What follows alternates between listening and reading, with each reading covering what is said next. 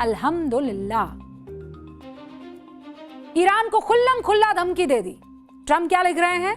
Iran पर 1000 मिसाइलें पहले से ही लॉक एंड लोडेड है। ऐसे में अगर ईरानी सरकार ट्रंप की हत्या, मी बड़ा वाला कैपिटल लिखते, मी, अगर मुझे मारने की कोशिश करते हैं, हत्या या हत्या की कोशिश करने की अपनी धमकी पर अमल करते हैं, तो हजारों मिसाइलें दाग दी जाएंगी। अमेरिकी सेना ईरान के हर कोने को तबाह करने के लिए पूरी तैयार है और यह तबाही 1 साल तक चलेगी। और फिर आगे सेंटेंस लिखते हैं, और जरूरत पड़ी तो और लंबी भी चल सकती है। फिर वही अल्हम्दुलिल्लाह। इस बयान में ट्रंप की झल्लाहट, बेचैनी साफ दिख रही है। वो खुद को मसीहा और सुपर स्ट्रॉन्ग मैन बता रहे हैं ताकि अमेरिकी जनता को मैसेज दिया जाए। लेकिन असलियत क्या है जानते हैं आप? ट्रंप इस बार बुरी तरह से फंस गए हैं। ईरान की धमकी ने उन्हें इतना हिला दिया है ना, उन्होंने इतना आक्रामक और भावुक बयान दे दिया। एक तरफ तो वो अल्लाह का शुक्रिया अदा कर रहे हैं, दूसरी तरफ ईरान को पूरी तरह बर्बाद करने की बात कर रहे हैं। ये झुंझलाहट साफ बता रही है कि ट्रंप अंदर से काफी परेशान है और हो सकता है कि वो अल्हम्दुलिल्लाह कहकर चिढ़ाने की भी कोशिश कर रहे हैं। ट्रंप जो तस्वीर पेश करने की कोशिश कर रहे हैं वो दुनिया के लिए हैरान करने वाली तो है, लेकिन सब जानते हैं कि शख्स कुछ भी कर सकता है। हो सकता है कल को ट्रूथ सोशल पर सारी चीजें लिख दे ईरान के बारे में और लास्ट में लिख दे जय श्री राम। एक तरफ ईरान को मिटाने की बात, दूसरी तरफ अल्लाह का भी नाम। यह बयान ट्रंप ने ऐसे वक्त में दिया जब इजराइल ने यह दावा किया कि ईरान ट्रंप को मारने की प्लानिंग कर चुका है। तो क्या यह मान लिया जाए कि इसलिए ट्रंप यह काम कर रहे हैं? दुनिया को डराने की हसरत पालने वाले डोनाल्ड ट्रंप इसीलिए गुस्सा गए हैं क्योंकि उनको मारा जा रहा है, उनको डर लग रहा है। उन्हें लग रहा है कि ईरान उन्हें मार देगा। अभी तक ईरान को पाषाण युग में पहुंचाने की धमकी दे रहे थे। कौन दे रहे थे? Donald Trump. यही ट्रंप दे रहे थे। अब इनको लगता है ईरान इनको मार देगा। अब आप कहेंगे मौत का खौफ किसे नहीं होता भैया? सही बात है, हुक्म होना भी चाहिए मौत का खौफ, लेकिन दुनिया के सबसे ताकतवर देश के राष्ट्रपति को अपने से कमजोर देश से अचानक मौत का डर कैसे सताने लग गया? अमेरिकी राष्ट्रपति डोनाल्ड ट्रंप ने खुद कहा कि ईरान उनकी हत्या करने की गंभीर साजिश रच रहा है। ईरानी नेतृत्व की किल लिस्ट में वो नंबर 1 पर है, किसी और ने नहीं, इन्होंने ही कहा था। अब सवाल यह है कि अचानक ट्रंप को यह खबर कैसे लगी, या ट्रंप एक बार फिर बहानों की आड़ में अपने मन का कर रहे हैं? क्योंकि अमेरिकी मीडिया के मुताबिक इजराइल ने दावा किया है कि ईरान अमेरिकी राष्ट्रपति डोनाल्ड ट्रंप की हत्या की साजिश रच रहा था। इजरायली खुफिया एजेंसी है ना मोसाद, उसका यह कहना है कि पूरी साजिश तैयार है, तय है, खास योजना के तहत बना दी गई है। इसी वजह से ट्रंप ने इस हफ्ते तुर्की में होने वाले नाटो सम्मेलन से लौटते समय, वो जो हुआ था ना, उस वक्त अपना विमान बदल दिया। यानी मौत के खौफ ने दुनिया के सबसे ताकतवर राष्ट्रपति को अपना प्लान बदलने को मजबूर कर दिया। अब सवाल ये उठने लगे कि क्या इजराइल की खुफिया एजेंसी मोसाद की इस रिपोर्ट के बाद ट्रंप गुस्से में है? ईरान के साथ सीज फायर तोड़कर इसीलिए उन्होंने जंग शुरू कर दी, या मामला कुछ और है? क्योंकि 18 जून को जिस मेमोरेंडम ऑफ अंडरस्टैंडिंग पर साइन किया गया था, उसको तोड़ने में 1 महीने का वक्त भी नहीं लगा। 8 जुलाई को फिर से अमेरिका और ईरान एक दूसरे से भिड़ गए। अब जो वजह सामने आई है वो तो सीधी सी बात है कि ईरान ने स्ट्रेट ऑफ हॉर्मुज से क्रॉस हो रहे जहाज पर हमला कर दिया है ना। अमेरिका ने उसके बाद पलटवार किया, गलती ईरान ने की। लेकिन बात इतनी सी नहीं है ना, इतनी सी बात पर ट्रंप जी जो हैं वो बिलबिला जाएंगे। मामला कुछ और है, क्योंकि कई मीडिया रिपोर्ट्स में यह दावा हो रहा है कि ट्रंप किसी भी हाल में ईरान से जंग रोकने के पक्ष में है ही नहीं। सीज फायर का ऐलान कई तरह के दबाव में लिया गया। पहला दबाव यूएई, कतर और ओमान की तरफ से था, क्योंकि इन तीनों देशों का कच्चा तेल और गैस का व्यापार ठप पड़ा हुआ था। दूसरा दबाव यूरोप सहित दुनिया के उन देशों का था जो खाड़ी देशों से तेल खरीदते हैं। और तीसरा प्रेशर यूक्रेन की तरफ से, क्योंकि स्ट्रेट ऑफ हॉर्मुज ठप होने के बाद ज्यादातर देश रूस से तेल खरीद रहे थे और मुश्किल यूक्रेन की पड़ रही थी, क्योंकि यूक्रेन और रूस जंग में लगातार अभी उलझे हुए हैं। इन तीनों वजह से ट्रंप उस जंग को रोकने के लिए तैयार हो गए, जिसे उन्होंने ईरान को पाषाण युग में पहुंचाने के ऐलान के साथ शुरू की थी। कैसे ईरान से जंग जो है ट्रंप की जेब में पैसा डाल रही है, ये बात तो हमने आपको बताई थी ना न्यूज की पाठशाला में। बुधवार की पाठशाला की आपको वो क्लास, वो चैप्टर याद होगा? याद है ना? बुधवार वाली क्लास में सोशल मीडिया पर जाकर अगर नहीं याद है तो ढूंढ कर एक बार रिवीजन कर लीजिएगा। 7 अप्रैल को ट्रंप बड़े भारी मन से जंग को रोकने को तैयार हो गए। लेकिन अब क्या हुआ? अगर ट्रंप मोसाद की जानकारी की वजह से गुस्से में फिर से जंग पर उतर आए हैं तो ये वाला तर्क थोड़ा गले से नहीं उतर रहा है, क्योंकि 13 जुलाई 2024 को अमेरिका के पेंसिल्वेनिया में डोनाल्ड ट्रंप पर जब हमला हुआ, जब वो बाल बाल बचे, तब भी 25 जुलाई 2024 को ट्रंप ने इस हमले के पीछे ईरान का हाथ बताया था। तब तो हमला नहीं किया। ट्रंप के मन में ईरान का डर कोई नई बात नहीं है।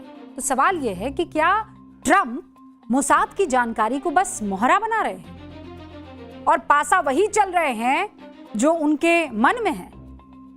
क्योंकि अमेरिकी मीडिया में यह बात चर्चा में है। ट्रंप ने ईरान पर फिर से हमला किया तो उसके पीछे बड़ा खेल है। MOU साइन होने के बाद ईरान में 5 जुलाई से 9 जुलाई के बीच उनके सर्वोच्च नेता खामेनेई को अंतिम विदाई दी गई। इस दौरान उमड़ी भीड़ गुस्से में थी। खामेनेई की मौत अमेरिका इजराइल हमले में 28 फरवरी को हुई थी, इसीलिए भीड़ लगातार बदले की बात कर रही थी, किल ट्रंप के नारे लगा रही थी। इस माहौल को देखकर ईरान के कई हार्डलाइनर नेता MOU के खिलाफ खड़े हो गए। ईरान के जो ये हार्डलाइनर नेता हैं, उनको लगता है कि खामेनेई की शहादत की वजह कोई और नहीं है, अमेरिका है, तो उससे तो समझौता होना ही नहीं चाहिए। अगर हो गया तो ईरान के अंदर गलत संदेश जाएगा, जो बाद में इस्लामिक क्रांति की मशाल को कमजोर कर देगा। ईरान के इन नेताओं को IRCG के कुछ कमांडर्स का भी बहुत साथ मिल रहा है और उसका नतीजा अचानक स्ट्रेट ऑफ हॉर्मुज से गुजरने वाले जहाज पर हमले के रूप में देखा गया। इसी ने ट्रंप को मौका दे दिया जिसकी ताक में वो बैठे हुए थे। वैसे ही ट्रंप के लिए अमेरिकी लोगों की नाराजगी मुश्किल बढ़ा रही है, क्योंकि ईरान के साथ MOU साइन करने के बाद अमेरिका में ट्रंप के समर्थक बहुत निराश थे। 60% अमेरिकी, जिसमें 21% ट्रंप के समर्थक हैं, वो ये कह रहे हैं कि ट्रंप अब सिर्फ अपने फायदे के लिए राष्ट्रपति पद का इस्तेमाल कर रहे हैं। जून में ट्रंप को अमेरिकी संसद में रिपब्लिकन सेनेटर की बगावत झेलनी पड़ी। 10 साल में पहली बार 45% अमेरिकी ये मान रहे हैं कि महंगाई सबसे बड़ा मुद्दा है। विदेश नीति की डिसअप्रूवल रेटिंग -20 तक ट्रंप की पहुंच गई है। तो भैया मरता क्या ना करता, तो चलो बम फोड़े। इन सारी बातों से ट्रंप की रिपब्लिकन पार्टी सबसे ज्यादा नाराज है। इसीलिए ट्रंप को जंग हर समस्या का समाधान लग रहा है। ईरान पर हमला कर ट्रंप हार गए वाले नैरेटिव को तोड़ना चाहते हैं। ईरान पर हमला करके ट्रंप अपने समर्थकों को खुश करना चाहते हैं। ईरान पर हमला करके ट्रंप इजराइल लॉबी को भी खुश रखना चाहते हैं। ईरान पर हमला करके ट्रंप अपनी पॉकेट भी भरना चाहते हैं। और ईरान पर हमला करके ट्रंप अमेरिकी हथियार और तेल लॉबी को खुश रखना चाहते हैं। मतलब एक पंथ 5 काज। ईरान पर हमला करो और बड़े बड़े डायलॉग मीडिया के सामने बोलो और फिर से पलट जाओ, हो गया काम। एक देश के राष्ट्रपति को इससे ज्यादा कुछ और करने की जरूरत ही क्या है, उनको लगता है। और रही बात मौत के खतरे की, तो सियासत में जैसे ही नेताओं की जिंदगी पर खतरे की खबर आती है, सिंपैथी एक वर्ग की अपने आप जाग जाती है। ट्रंप अपनी जान का डर दिखाकर वो जो मिड टर्म चुनाव होने वाला है ना, एक बार फिर से उसकी तरफ रुख कर रहे हैं। अमेरिकियों को उनकी ये टेढ़ी चाल कितनी समझ में आती है वो तो अमेरिकन ही जाने, लेकिन आप लोगों को समझ आ जानी चाहिए। आगे बढ़ते हैं। अब साइंस को चैलेंज देने वाले UFO की रहस्यमयी दुनिया की क्लास। ये कोई हवाई बातें नहीं है, ये कोई साईफाई बात नहीं है, ये प्योर जिस तरीके के रिसर्च पेपर दाखिल हो रहे हैं उस पर आधारित क्लास है। अमेरिका जैसे सुपर पावर देश की नींद इन खबरों से उड़ गई है। ऐसा माना जाता है कि हर रहस्य का जवाब एक दिन समय दे देता है, लेकिन कुछ ऐसे रहस्य होते हैं जो समय के साथ और गहरे हो जाते हैं, जटिल हो जाते हैं। ऐसा ही एक रहस्य है यूएफओ यानी अनआइडेंटिफाइड फ्लाइंग ऑब्जेक्ट। सुना है ना यूएफओ के बारे में बहुत। आज भी विज्ञान एक सबसे जटिल पहेली के तौर पर इसे देखता है और पिछले कई दशकों के दौरान जिस यूएफओ को अफवाह, कल्पना या साजिश कहा गया, उसके बारे में अमेरिका ने एक नया खुलासा करके सबको हैरान कर दिया है। आप जो अपनी टीवी स्क्रीन पर एक उड़ती हुई आकृति देख रहे हैं ना, ये कोई एआई से जेनरेटेड तस्वीर नहीं है। अमेरिका के रक्षा मंत्रालय यानी पेंटागन ने इसे जारी किया है। पेंटागन ने यूएफओ का एक नया वीडियो जारी किया है और इस बार जारी किए गए वीडियो की सबसे बड़ी खासियत यह है कि इसमें अब तक की सबसे साफ इंफ्रारेड तस्वीरें, यानी ये किसी सामान्य कैमरे से रिकॉर्ड नहीं की गई है, इंफ्रारेड तस्वीरें हैं ये रिकॉर्डिंग साल 2020 में अमेरिकी सेना के एक सैन्य प्लेटफॉर्म पर लगे अत्याधुनिक सेंसर्स से ली गई थी। लोगों को साफ तरीके से दिखाने के लिए इस यूएफओ का एआई वर्जन भी तैयार किया गया ताकि आप समझ सके कि इसकी सही आकृति किस तरह की है। और सबसे हैरानी वाली बात यह है कि इस यान के डिजाइन और शेप को देखकर लगता है कि इसका उड़ना असंभव है, फिर भी ये उड़ रहा है। इसके पीछे की तकनीक और एनर्जी के बारे में इंसानों को एक नई सिरे से रिसर्च करनी होगी। एक और वीडियो दिखाती हूं। इसमें से एक स्टार जैसी आकृति वाला रहस्यमय यूएफओ आपको दिखाई दे रहा होगा।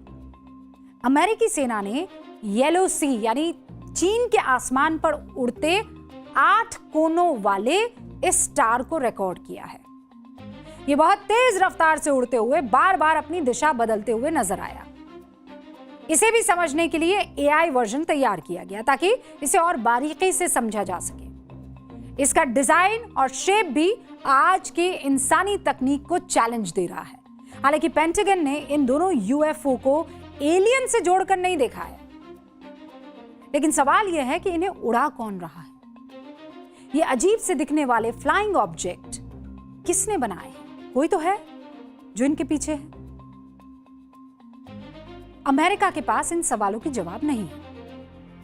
पिछले कई सालों से अमेरिका की अलग अलग एजेंसीज यूएफओ, एलियन से जुड़े वीडियो और फोटोज जुटाने की कोशिश कर रही है, लेकिन अब ट्रंप प्रशासन ने सैकड़ों नए वीडियो, फोटोज और पुराने सरकारी रिकॉर्ड सार्वजनिक कर दिए हैं। अमेरिका के रक्षा विभाग पेंटागन ने यूएफओ से जुड़ी 40 नई फाइलें जारी की है। इसमें 19 वीडियो हैं, 4 ऑडियो हैं, 3 तस्वीरें हैं और 14 दस्तावेज शामिल हैं। और इन सभी फाइलों में 2015 से लेकर 2025 के बीच जितनी भी ये रहस्यमयी सो कॉल्ड घटनाएं हैं उनका जिक्र है। पेंटागन ने इन फाइलों को अपने ऑफिशियल यूएफओ वेबसाइट पर अपलोड कर दिया है। ये फाइलें पेंटागन, नासा और एफबीआई जैसी बड़ी अमेरिकी एजेंसियों से जुटाई गई है और ज्यादातर घटनाएं पश्चिमी प्रशांत महासागर, अटलांटिक और मिडिल ईस्ट के आसमान में सैन्य कैमरों में रिकॉर्ड किए गए हैं। हालांकि अमेरिका सरकार पहले भी साफ कर चुकी है कि उसे अब तक एलियन जीवन या एलियन टेक्नोलॉजी का कोई पक्का सबूत नहीं मिला है।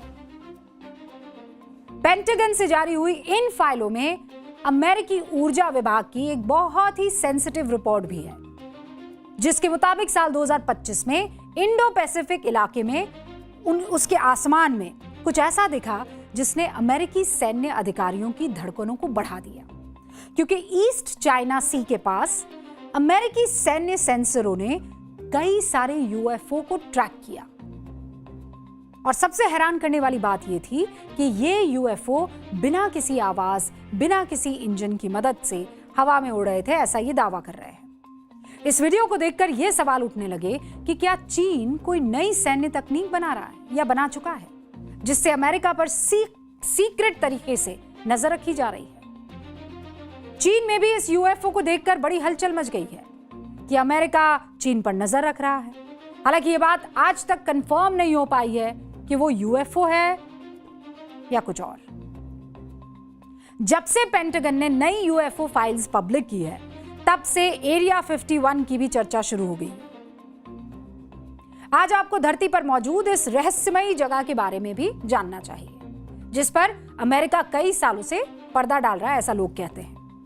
एरिया 51 का नाम आते ही लोगों के दिमाग में एलियंस और उड़न तश्करियां सब आने लग जाती है। एरिया 51 अमेरिका के नेवाडा रेगिस्तान में स्थित एक बहुत ही गुप्त अमेरिकी वायुसेना का बेस है, ऐसा लोग कहते हैं। इसका ऑफिशियल नाम होमी एयरपोर्ट या ग्रूम लेक है।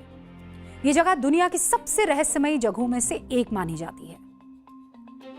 इस बेस के चारों तरफ मोशन सेंसर, एडवांस कैमरा और हथियारों से लैस सुरक्षाकर्मी तैनात रहते हैं। इसके ऊपर से किसी भी नागरिक या सामान्य सैन्य विभाग को उड़ान भरने की परमिशन नहीं है।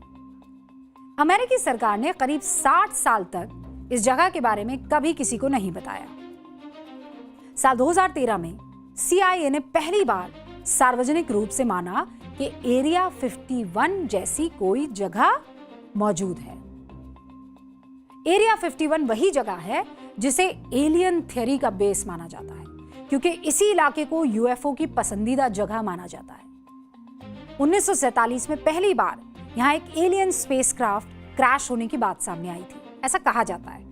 इसमें मलबे और कुछ बॉडीज की जांच करने की बात भी कही गई थी, लेकिन अमेरिकी सरकार ने, ऐसा लोग कहते हैं, कि इसे छुपाने के लिए हॉट एयर बलून की घटना बताकर टाल दिया।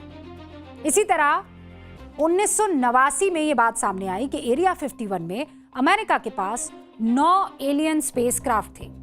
एरिया 51 को लेकर अमेरिका ने लंबे समय तक एलियन और यूएफओ के राज छुपा कर रखे, जो अब एक एक करके सामने आ रहे हैं। चाहे सच्चाई जो भी हो, मतलब ऐसी बातें करते हैं लोग। इतना तय है कि रहस्य अब केवल कल्पना का विषय नहीं रहा। दुनिया की बड़ी एजेंसीज इसकी जांच कर रही है। वैज्ञानिक इसका जवाब तलाश रहे हैं।